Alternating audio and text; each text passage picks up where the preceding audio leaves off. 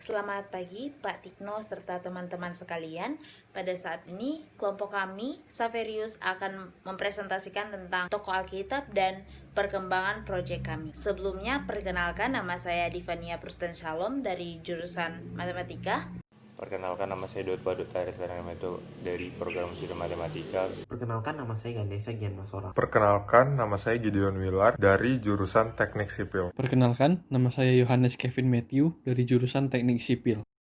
Saya akan menceritakan tentang latar belakang dan sejarah dari kitab Daniel. Penulis dari kitab ini tidak diketahui pasti, namun dari beberapa sumber mengatakan bahwa Daniel adalah penulis kitab ini. Tema dari kitab ini adalah kedaulatan Allah dalam sejarah. Penulisan diperkirakan terjadi di Babilonia sekitar tahun 536 sampai tahun 530 sebelum Masehi. Daniel memiliki arti Allah adalah hakimku. Kisahnya terjadi setelah serangan pertama Babel ke Yerusalem. Mereka membawa sekelompok umat Israel ke pengasingan. Di antara mereka ada 4 orang yang berasal dari keluarga Daud, yaitu Daniel, Sadrak, Mesak, dan juga Abednego. Kitab ini berkisah tentang perjuangan mereka untuk memelihara pengharapan di tanah musuh. Daniel merupakan seorang yang sangat bijaksana, mudah bergaul, dan rajin berdoa. Dalam pasal 1-6 temannya. Sedangkan pasal 7-12, kitab ini adalah awalnya menggunakan bahasa Yunani. Namun di pasal 2-7 ditulis dalam bahasa Arab. Kemudian pasal 8-12 kembali menggunakan bahasa Ibrani. Kitab Daniel sangat kental dengan ciri khas tulisan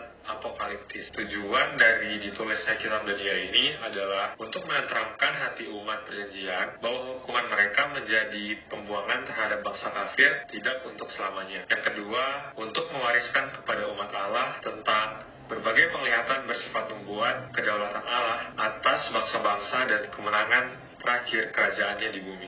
Pada kesempatan kali ini saya akan membedah kitab Daniel. Pasal 1-6 berkisah tentang Daniel dan teman-temannya. Pasal 7-12 berisi tentang penglihatan Daniel. Pasal 1 itu berisi tentang Daniel dan teman-temannya yang dipaksa untuk menanggalkan keyahudiannya, namun mereka menolak. Dan Allah menyelamatkan mereka dari hukuman Raja Babel, lalu mereka ditinggikan.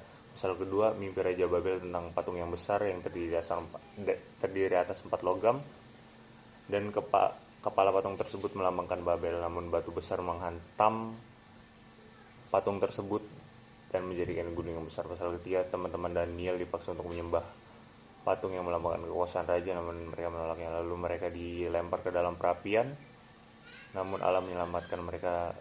Lalu Raja Babel mengakui bahwa Allah mereka adalah Allah yang sejati. Pasal 4 dan 5 ini berhubungan, yaitu tentang kesombongan. Pasal keempat, kesombongan Nebukadnezar yang tidak mau merendahkan dirinya di hadapan Allah mengakibatkan Nebukadnezar menjadi gila dan berwatak binatang. Pasal 4 berisi tentang Nebukadnezar yang menjadi gila dan berwatak binatang di padang gurun. Lalu ia memohon ampun kepada Tuhan, dan Tuhan mengabaikan kewarasannya karena ia telah merendahkan diri. Pasal kelima adalah kesombongan Belsyazar yang tidak mau merendahkan diri di hadapan Tuhan, lalu malamnya ia terbunuh. Pasal 6, Daniel dihukum dengan dimasukkan di gua singa karena ia tidak mau menyembah raja, namun Allah menyertai dia. Pasal 7 itu berkisah tentang 4 binatang buas yang menyeramkan, namun ia tidak mengerti apa arti tersebut. Lalu malaikat mengartikan mimpi itu.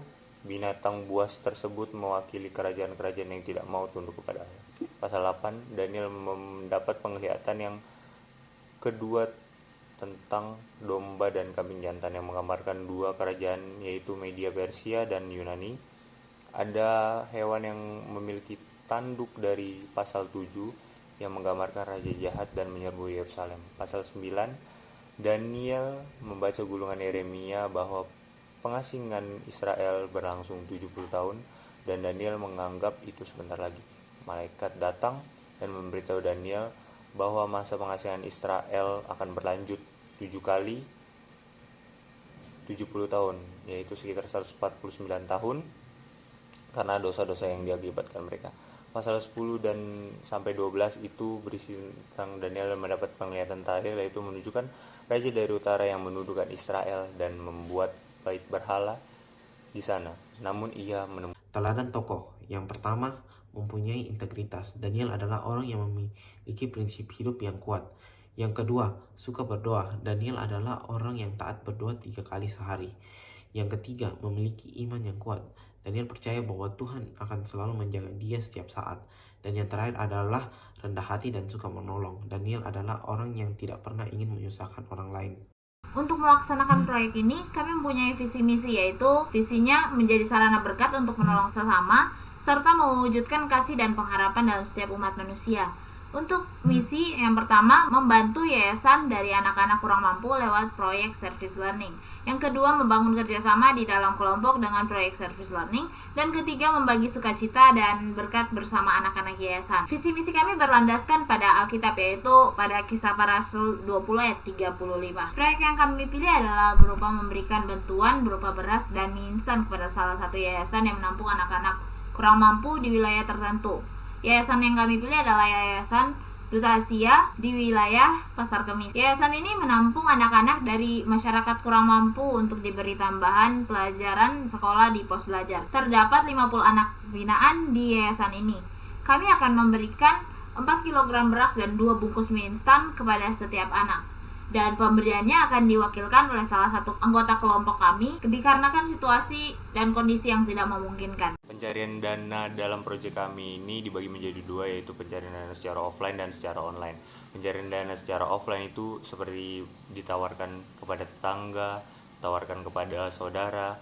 Sedangkan pencarian dana online itu seperti dipost di IG story, dan berisi tentang quotes-quotes untuk menarik pelanggan untuk membelinya. Ini adalah laporan sementara dari kelompok kami. Dana yang berhasil kami kumpulkan sampai sekarang ini berjumlah Rp1.950.000. Pembagian tugas, Divania Peshalom sebagai ketua kelompok bertugas mengkoordinasi setiap anggota, bertanggung jawab untuk memimpin rapat dan mengambil keputusan dan memberikan tugas kepada setiap anggota. Daud PRT Aritiran sebagai wakil ketua kelompok membantu ketua dalam mengkoordinasi setiap anggota, mewakili ketua jika berhalangan dan ikut memantau setiap anggota kelompok. Gideon Wilar sebagai bendahara mengatur rencana dan pengolahan dana bersama ketua, bertanggung jawab dalam setiap pemasukan dan pengeluaran dana. Ganesha Gian Lasora sebagai desain membuat konten poster untuk dipublikasikan. Yohanes Kevin Matthew sebagai publikasi membuat tulisan untuk mempromosikan pencarian dana. Pada saat ini saya akan membahas tentang tantangan dan harapan dari proyek tersebut. Tantangan yang pertama adalah mendapatkan dana sesuai target di masa pandemi COVID-19 ini. Tantangan kedua adalah kartu ucapan sudah jarang digunakan sehingga sangat sedikit yang membeli kartu tersebut. Tantangan ketiga adalah penjualan kartu ucapan terkendala karena pandemi COVID-19 saat ini. Ditambah lagi situasi saat ini yang tidak memungkinkan kita bertemu satu dengan yang lainnya.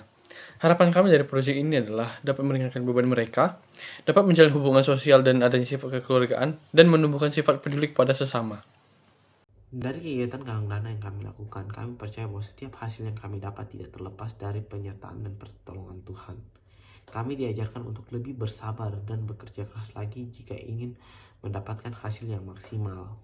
Dalam kegiatan ini kami juga diajarkan untuk tidak menjadikan suatu alasan apapun untuk menghambat kegiatan kami.